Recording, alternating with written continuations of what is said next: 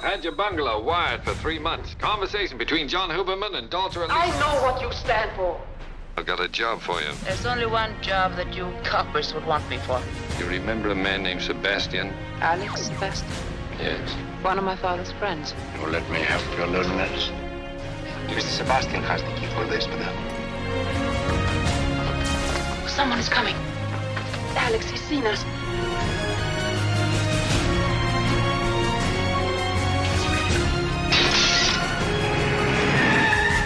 That's what you wanted, wasn't it? 네, 두 번째 작품은 오명입니다. 이 작품도 진짜 재밌어요. 네. 이 작품은 정말 서스펜스를 얼마나 공깃들 놀듯이 자유자재로 갖고 노는지를 보여주는. 저는 감히 네. 이 오명의 엔딩은 영화 역사상 최고의 스마트한 멋진 엔딩이라고 생각합니다. 그럼요. 너무 멋진 굉장하죠. 엔딩이고 네. 어떻게 이야기를 이렇게 끝내지라는 교훈이 될 수 있을 정도로 뛰어난 마무리였던 것 같습니다. 네, 여러분은 지금 20분 후에 제가 할 말을 지금 보고 계십니다. 네. 죄송합니다. 당혹감이 들지만 죄송합니다. 아닙니다, 아닙니다. 네. 역시 마음이 통하는 그런 느낌이 네. 딱 들었고요. 자, 그 얘기를 이제 연장선상에 말씀드리면 이 영화는 1946년도에 나왔는데 영국에서 굉장히 날리는 그런 훌륭한 감독을 미국의 최고의 제작자 중에 한 명인 데이비드 오셀지닉이 스카웃을 하게 되죠. 그래서 만든 영화가 바로 레베카예요. 네. 근데 레베카는 오자마자 아카데미 작품상을 받았거든요. 근데 이 상황에서 이 오명을 만들 때는 사실은 히치콕이 지금 같은 거장은 아니었을 때고 아까 복복사 같은 상황은 아니거든요. 네. 근데 미국에 처음 왔을 때 이 사람이 좌절한 게 뭔가 하면 모든 것을 다 데이비드 오셀진이 허가를 받아야 돼요. 계약이 그렇게 되어 있으니까. 근데 그로부터 한 세월이 한 5, 6년 지나면서 오명을 만들 때 처음으로 프로듀서로서의 권한까지 가지게 됐습니다. 그러니까 사실상 히치콕이 미국에서 만든 영화 중에서 최초로 거의 전권을 휘둘러서 자기가 원하는 대로 만든 영화가 오명이에요. 그러니까 이 영화는 잘 만들 수밖에 없는 그런 구조가 있었고요.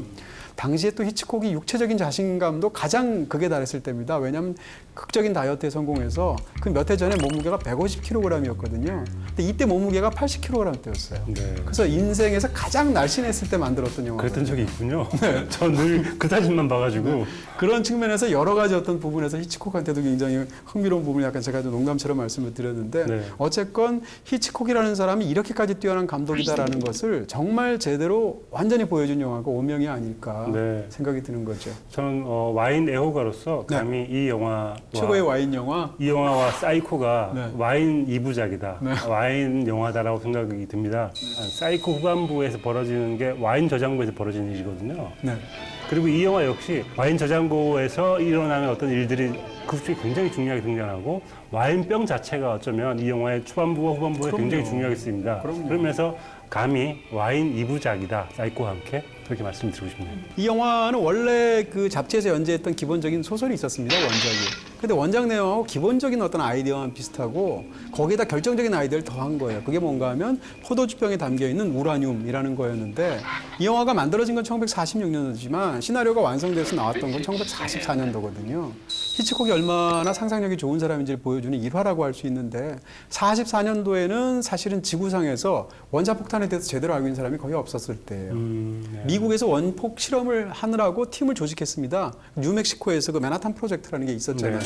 근데 이게 근데 국가적인 비밀이었기 때문에 사람들이 알고 있는 거는 뭔가 과학자들이 뉴멕시코에 모여서 무슨 프로젝트를 하고 있었다라는 것밖에 몰랐던 시대예요. 근데 그런 시대에 우라늄과 원자폭탄에 대한 아이디어를 제대로 얻어내서 이게 과연 그런 기술적으로 가능한 이야기인가를 알기 위해서 히치콕이 캐묻고 다녔어요. 근데 캐묻고 다니는 상황에서 그럼 이 사람이 이걸 알게 되었나 싶어서 FBI가 3개월 동안 미행을 하기도 했었거든요. 그럴 정도로 히치콕이 소재나 이야기를 골라내는 눈이 얼마나 시대를 앞서갔는지를 보여주는 영화이기도 하죠. 자, 이제 우라늄에 관한 얘기를 했는데 이제 배우에 관한 얘기를 하게 되면 캐리 그란트가 이 영화를 보면 원래 캐리 그란트가 그러니까 복북서 때도 이제 캐리 그란트가 연기를 맡긴 했습니다만 여기서는 이제 히치콕하고 하게 됐지 않습니까? 근데 원래 캐리 그란트는 여유 만만한 캐릭터. 아주 능숙한 캐릭터, 스크루볼 코미디에 잘 나오고 모험 영화에 잘 나오는 캐릭터였어요. 그런 사람을 데려다가 이 영화의 캐리 그란트는 한 번도 안 웃거든요. 네. 아주 심각한 햄릿 역할을 맡기게 된 거예요. 그러니까 이게 사실은 히치콕이 쓰던 방식인데 어떤 스타를 항상 쓰죠. 근데 그 스타를 데리고 오면서 그 스타의 다른 측면을 완전히 다르게 써먹는 히치콕의 용인술이 있는데 이 영화에서도 그랬던 겁니다. 최동훈 감독님이 그렇더니 약간 그런 부분이 있네요. 배워보군요. 네. 약간 그런 부분이. 사실 히치콕의 영화에서는 배우들이 이렇게 잘 보이는 영화들이 아니거든요. 근데 히치콕 영화를 통틀어서 가장 빛나는 연기 중에 하나가 저는 이 영화의 잉그리드 버그먼이라고 생각하는데, 잉그리드 버그먼도 이 영화에 출연하기 전까지는 어떤 이미지인가 하면 거의 성녀의 이미지였어요. 아주 조신하고 행동이 아주 교양 있고 이런 쪽의 이미지였는데 본인 스스로가 그런 이미지를 지겨워하고 있었거든요. 근데 그런 스타일을 데려다가 이 영화 속에서 굉장히 분방하면서도 그런 역으로 바꿔내서 만들었던 거죠. 그러니까 이런 걸 보면 아, 배우를 쓰는 어떤 히치콕의 방식이라는 게 이런 거구나를 알 수 있는 작품이기도 하죠. 잉그리드 버그만의 연기가 좀 놀라웠던 게 네. 초반부에 그러니까 복잡한 이야기를 담고 있는 사람이잖아요. 그때 아버지가 스파이였고 그러니까요. 그 스파이의 딸로서 미국을 자기는 옹호했지만 미국이 그래서 다시 자기를 스파이로 불러들이고 이런 식의 복잡한 이야기를 가지고 있는 사람이 지녀야 할 표정 같은 게 너무 힘들 텐데 그 연기를 굉장히 잘 해낸 것 같아요. 맞아요. 이 영화는 사실은 어떻게 보면 스파이 스릴러의 껍질을 뒤집어 쓴 멜로 영화라고 말할 수 있을 것 같고요. 네.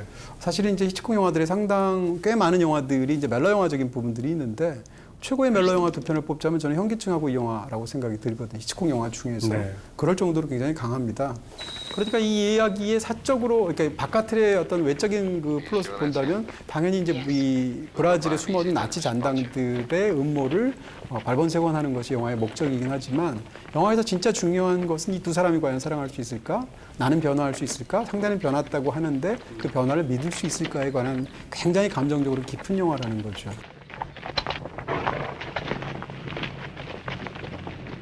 영화 사상 가장 유명한 키스 장면 중에 하나가 이 영화에 있어요. 네. 중간에서 키스하는 장면이 굉장히 긴데 그 키스하는 장면을 보면 한 번에 길게 하는 게 아니라 여러 번에 나누어서 길게 합니다.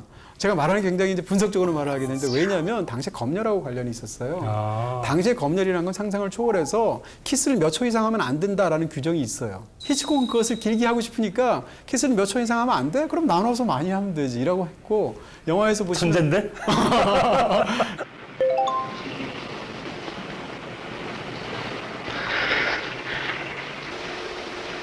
No, I don't like to cook. But I have a chicken in the icebox and you're eating it. You have to. I have to. Maybe the fact that you don't love me. 기본적으로 데블린이라는 사람은 임무에 있어서는 굉장히 유능한 그런 첩보원인 거죠. 네. 근데 이 사람은 사랑은 무능력자인 거예요. 그런 면에서 본다면 이 영화 속에서의 둘의 사랑은 굉장히 투명한 여성과 굉장히 불투명한 남자의 사랑 이야기인 거고 여자는 사실 처음부터 상대에 대한 호감을 거리낌 없이 드러내면서 진솔하게 대한단 말입니다. 남자는 근데 항상 거기 뭔가 베일에 쌓여 있고 자기를 드러내지 않아요. 결정적으로 이 임무를 위해서 적의 정부가 되는 것을 용인해야 되는데 그게 사랑하는 사람 입장에서 너무 어렵지 않습니까? 근데 그런 상황에서도 가라 혹은 가지 마라 라고 말을 해야 되는데 책임을 회피하는 굉장히 비겁해요. 그래서 이건 네가 마음대로 결정을 하라고 해서 상대한테 그 부담을 전부 다 안겨준다든지 이런 일들을 하게 되는 거죠. 그리고 이 사람은 마음 깊은 곳에 이 그녀를 너무 사랑하지만 그녀의 과거가 너무 싫은 거예요. 그녀는 굉장히 자유분방하게 많은 남자들을 만나서 연애를 한 것 같고 근데 이 남자는 굉장히 보수적인 사람이거든요. 처음 만났을 때 이 바깥에 드라이브하고 나오고 임무를 전해주는 그 장면의 마지막을 보게 되면 이 남자가 여자에게 사실은 이렇게 배가 나오는 약간 탱크탑 같은 걸 입었잖아요. 그래서 그 배가 나오는 부분을 스카프로 둘러주는 것을 그녀가 나중에 깨우치는 장면이 그 장면의 앞부분의 마지막 장면인데 그러니까 배를 내놓는다는 것도 용인하지 못할 정도의 그런 생각을 갖고 있는 사람인 거죠. 네. 그래서 영화에서 보시게 되면 사실은 그녀를 굉장히 사랑하고 숭배하지만 다른 한편으로는 경멸하고 있어요. 그런 부분에서 독서를 계속 하게 되는데 그러니까 이 두 사이에서 사실은 사랑이 이루어지기가 어려운 부분들이 있었던 거죠. 그 캐릭터 데뷔가 일단 너무 재미있고 네. 이 연애 이야기도 너무 잘 만든다는 생각이 드는 게 네. 관객들은 네. 데블린이 엘리시아를 좋아하는 걸 알게 만들잖아요. 그러니까요. 그러니까 다른 쪽에 가서는 계속 엘리시아를 두둔하는 말을 하고 왜 이 여자 꼭 그 인물을 맡아야 됩니까? 라고 대묻기도 하고 그러지만 차갑게 이 엘리시아를 대하는 모습에서 제발 말을 좀 해. 그러니까. 제발 그러지 말지라고 얘기를 하는데 그래서 관객들을 애타게 만드는 것도 너무 잘 알고 있어서 일단 사랑 역시 약간 서스펜스 관점에서 보고 있는 게 아닌가라는 생각이 들기도 하더라고요. 그게 바로 두 장르가 겹치는 측면이에요. 네. 스파이 스릴러에서 가장 중요한 게 뭘까? 신뢰에 관한 문제죠. 적을 믿을 수 있을까? 동료를 믿을 수 있을까? 등등의 문제인데 사랑에서 제일 중요한 건 신뢰의 문제이지 않습니까? 네. 그 또 한 가지는 사랑에서 제일 알고 싶은 건 뭔가 하면 상대의 마음이지 않습니까? 근데 상대의 마음이라는 정보를 알고 싶은 거잖아요. 우리가 첩보 영화라고 하는데 첩보라는 것은 그야말로 정보를 수집한다는 뜻이잖아요. 그런 측면에서 본다면 첩보 영화와 사랑 영화의 가장 큰 어떤 공통점을 가지고 스토리를 만든 것처럼 보이기도 한다는 거죠. 그렇게 본다면 이 영화는 사실 세바스찬이라는 인물이 굉장히 흥미진진하다는 얘기를 그렇죠. 덧붙이고 싶어요. 네. 영화에서 보시게 되면 세바스찬은 극중에 등장하는 이 데블린과 굉장히 비슷한 점이 많습니다. 둘 다 조직에 각각 속해 있고 그 조직에 속해서 사랑하면 안 되는 여자를 사랑하고 있고 그 사랑하고 있다는 것을 자신의 조직들에게 제대로 알려주면 안 되는 상황에 처해 있어요. 그럴 때 어떻게 되느냐? 다시 말하면 이 두 사람의 사랑법을 영화가 견주고 있다라고 말할 수도 있을 텐데 어떻게 보면 더 사랑에 있어서 성숙한 사람은 세바스찬이에요. 원래 오래전부터 그녀를 사랑하고 있었고 그러면서 그 마음을 오랫동안 간직하고 있었고 이 데블린처럼 독설로 그녀를 믿지 못해서 이렇게 톡톡 쏘는 게 아니라 그녀의 과거까지도 다 수용할 생각이 되어 있고 그러면서 또 그녀에 대한 사랑을 열렬히 마음 열어서 보여주는 스타일의 사람이란 말이에요. 그런 면에서 사랑 면에서 본다면 오히려 영화 속에서 사실은 세바스찬이 더 바람직한 측면까지 있는 거죠. 그런데 영화를 다 보고 나면 사실은 남자 주인공인 캐리 그란트는 첩보로부터 시작해서 사실은 사랑으로 이행하는 캐릭터인데 이 세바스찬이라는 남자는 사랑으로부터 첩보로 이행하면서 사실은 바로 정반대의 태도를 보이게 되죠. 그러면서 이렇게 서로 교차하는 직선을 보여주게 되는 네. 그런 삼각관계입니다.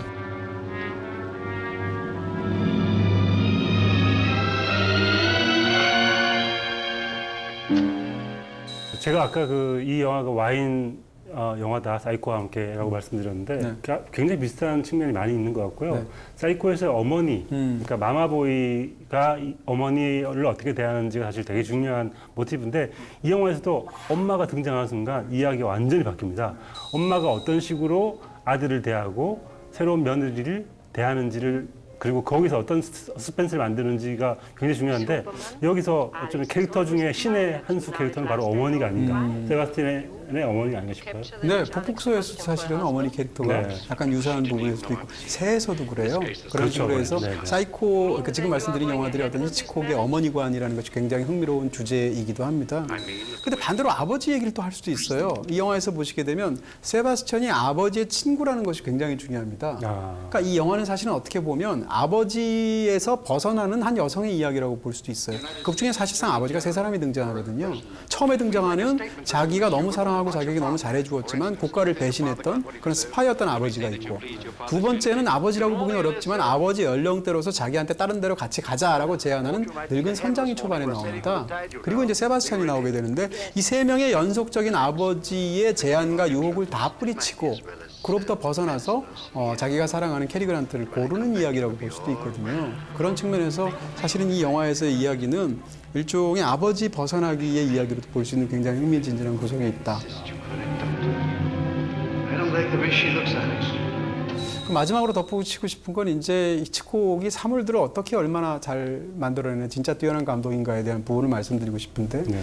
이 영화를 보고 나면 이 두 배우의 얼굴은 서로 잊을지언정 포도주병하고 열쇠는 안 잊게 되어 있어요. 열쇠에 대한 상표도 다 외웠어. 유니카.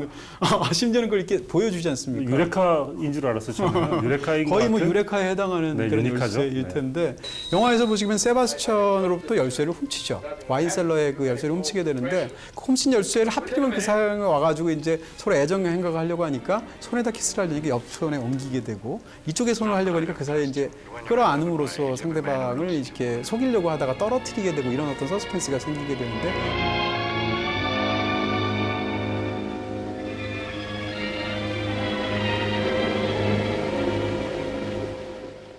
그 장면을 여러 개의 쇼트로 나누어서 찍었단 말이에요. 그러니까 열쇠라는 것은 어떻게 보면 사랑 혹은 사랑의 진실, 감정적인 진실 이런 거란 말이에요. 그런 상황에서 이 세바스찬으로부터 그걸 계속 감추려고 하고 그것을 쇼트를 나누어서 편집으로 연결을 했단 말이죠. 근데 정작 그렇게 감춘 열쇠를 결정적으로 그 파티에 그냥 참석한 것처럼 보이게 위장해 있는 데블린이 왔을 때 줄 때 어떻게 찍냔 말이에요. 굉장히 장대한 크레인 쇼트를 찍었단 말이죠. 그것도 하나의 쇼트를 찍었고 위에서 부감으로 해서 갑자기 쑥 내려가듯이 해서 열쇠를 주는 순간 열쇠를 쫙 클로즈업해서 보여주도록 되어 있단 말이에요. 그것은 하나로 찍혀져 있고 연결성이 강조가 되어 있거든요. 그러니까 사실상 이 영화에서 열쇠를 다루는 방식은 그녀가 이 두 남자에 대한 감정적인 진실을 보여주는 방식이라는 거죠. 네. 이런 식으로 어떤 뛰어난 테크닉적으로나 아니면 스타일적으로 뛰어난 멤버들을 사실은 히치콕을 너무 잘 다루고 있는 겁니다. 마음을 여는 열쇠 같은 그러니까요. 네. 한 가지만 더 간단히 덧붙인다면 포도병도 마찬가지예요. 포도주병도 극 중에서 보면 다 비슷해 보인단 말이에요. 꼬마를 와인병이죠. 그렇죠. 네. 다 비슷해 보이는 포도주병 중에서 우라늄이 들어있는 특별한 포도주병 하나를 골라야 되는 게 목적이란 말이에요. 근데 그녀는 그동안 여러 남자들을 만나보았단 말이에요. 근데 그 감정적으로 굉장히 멘붕 상태로 몰려있단 말이죠. 진실한 사랑을 찾고 싶으니까. 네. 다시 말하면 다 비슷해 보이는 포도병 중에서 진짜 포도주병 하나를 골라내는 일은 극 중에서 그녀가 감정적인 진실을 정말로 제대로 보여줄 수 있는 진정한 사랑을 찾는 행위하고 똑같은 것이고 그것이 영화 속에서는 사실은 두 사람의 사랑인 거죠. 아, 그럼 좀 문제가 있는데. 네. 우라늄이 들어있는 와인병이 여러 병이거든. 네. 34년 병이. 네. 네.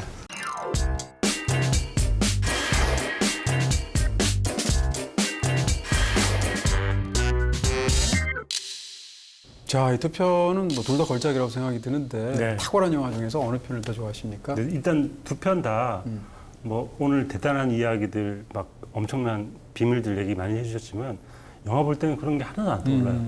그냥 멍하니 보고 있으면 1시간 반이 지나가 버려요. 맞습니다. 너무너무 재밌는 두 편의 영화여서 우열을 가리기가 쉽지 않은데 일단은 저는 재미로 따지자면 오늘 테마가 재미잖아요. 북북서로 진로를 돌려라가 조금 정말 조금 더 진짜 재밌고요. 재밌어요. 정말 재밌으니까.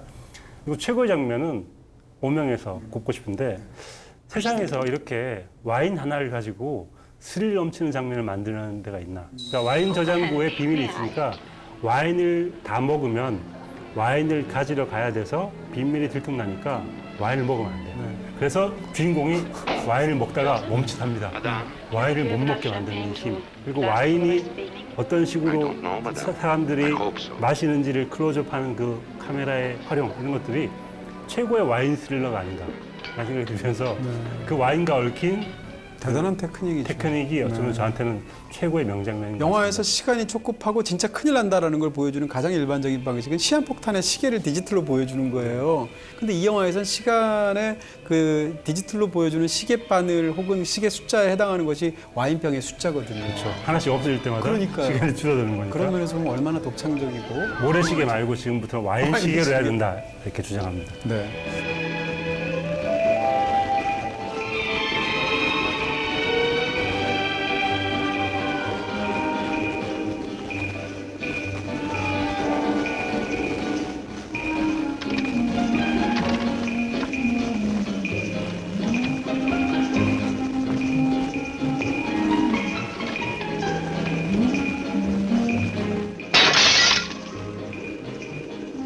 자, 저는 이 두 편의 영화 중에서 사실 둘 다 너무 좋아하는 영화인데 저는 오명을 더 좋아합니다.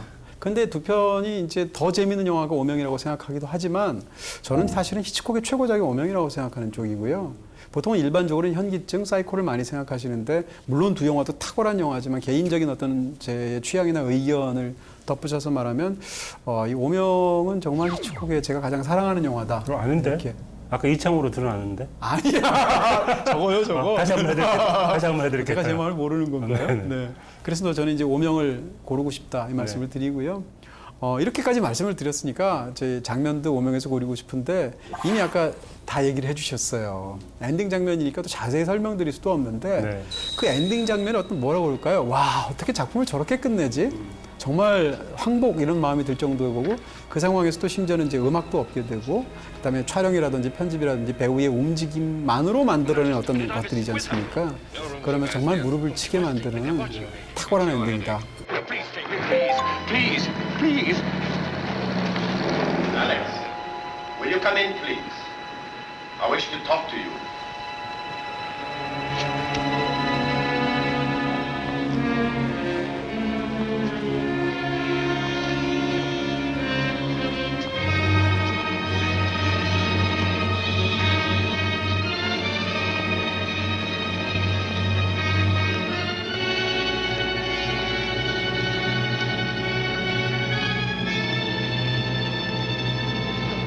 한번 다시 해봅시다. 네. 이거 아무래도 다시 한번 해봐야겠다. 한 번 더 불러주세요. 거기에 이제 오명 있어요? 아, 있죠. 아, 있어요? 서삼. 서사 아까 동칠했어요. 네. 하나, 둘, 셋. 뭐죠? 사이콘데. 지금 나한테 사이코라 그런 거 아니에요? 아니, 네. 안 받는 걸로 네. 동서남북점. 네. 고생하셨습니다. 네. 네, 이렇게 해서 오늘은 히치콕의 가장 재미있는 영화는 네. 또 이렇게 저희가 제목까지 했으니까 두 편 진짜 재밌다고 말씀드릴 수 있을 것 같고요. 투썸업. 네, 자 마치도록 하겠습니다. 두 편 모두 BTV에서 보실 수 있고요. 다른 또 히치콕 영화들도 많이 보실 수 있다고 하니까 사탄 또 있나요? 네, 4탄까지는 좀 그런데 사실은 저희 심정 같아서 한 10탄까지 하고 네. 싶은 사탄에 인용을 해주시죠. 마치도록 하겠습니다. 감사합니다. 수고하셨습니다. 사탄에 인용 좀 그랬나? 뭐 오늘 뭐 아까 이거 하시지 왜 아까 마지막으로 한다더니. 네.